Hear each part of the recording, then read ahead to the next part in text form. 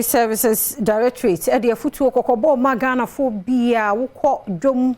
na wokọ mayanka ho akoto na ntwina na ponche na mo aye ni di mbusa ne se ne certificate we okọ ebi mo fa so nkunkum mo ano ton me awie ne di be wi akire yare nko a emu nto aso Adom TV Kasee edeba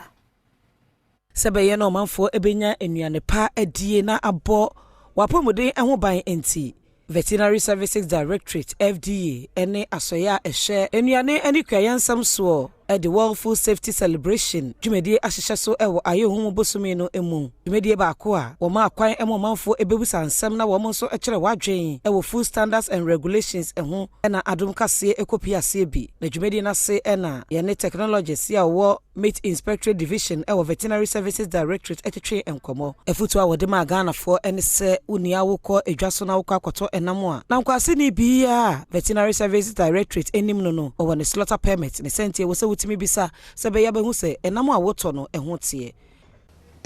enforcement no ejna yanyina yeso se wo a wokoto nam no se na ya man chekere wo ene program no wokona who say bucha ton ni nam o say obisan say nam ni efihi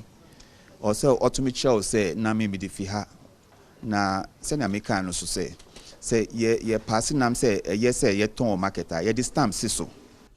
enwachi Adom Kasee ebusa ne se antras yade ya aba emoamu ewo etifido epoye mantemu ede e na wonmo eya fa ho na wode tu dwa se womo edifacins ama womo a eka nantwie so eye mmoa ewo saa mantem ne mu ya mantem bia nso wode bi akomu a womo edi services ewo mmoa yi ehwese yarwa wodo ebetimi efiri womu enye se spread ko bebia normally say yenya outbreaks a ye din share to ho a ye be containing outbreak no into so far no ya containing outbreak no upper east ewo no ehwa na ewo and spreading ko bebia nantwie ewo hoso no your vaccines veterinary services produce vaccines into so far no nintwe wo baby ayenya outbreak ni nyina no ya vaccinate you to protect the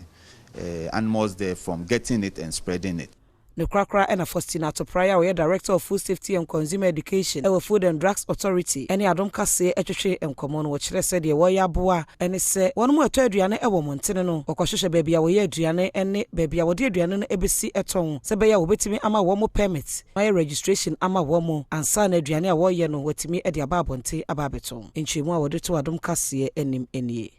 na registration nso ye de wo fa process mu ye be ensure say aduane no eye safe ye inspection wo bebia wo ye juice no ni ahwe say hot, and that is what we say, that's what you are complying with good manufacturing practices. Na ye hu say bibia da ho kama ni a licensed facility ni say wo betumi aye juice ama amanfo atoano. Not only that, after that no registration process no one is that after that no wo be ye test